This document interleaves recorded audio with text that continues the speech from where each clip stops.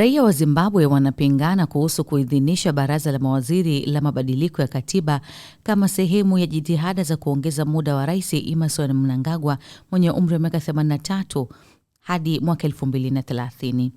Wakati marekebisho hayo yatawasilishwa bungeni, bado yana uzito mkubwa kwa chama chake tawala cha ZANU-PF.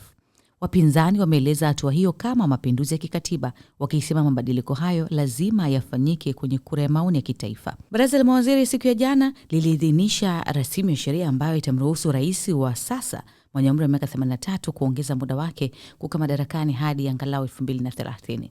Waziri wa sheria Ziyambi ameongeza kuwa mashauriano bado yatafanyika kwa umma kabla ya muswada huo kuelekea bungeni kwa mjadala.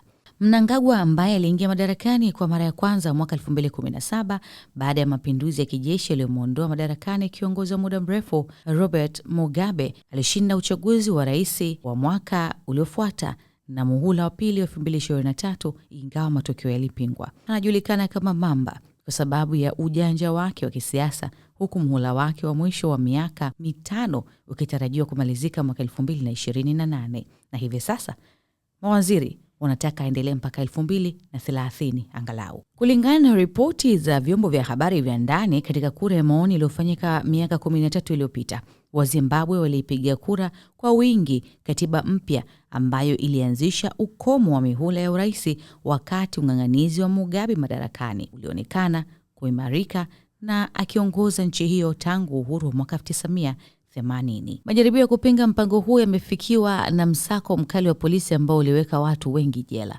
Taarifa baada ya baraza la mawaziri ilisema marekebisho hayo yataongeza utulivu wa kisiasa na mwendelezo wa sera ili kuruhusu programu za maendeleo kutekelezwa hadi kukamilika. Masharti mengine ni pamoja na kumruhusu rais kuteua maseneta 10 zaidi na kuongeza viti 90 vya seneti. Mimi ni Gina Baltazari, hizi ni ripoti kimataifa. Una maoni gani kuhusu hili? Leave your comment behind.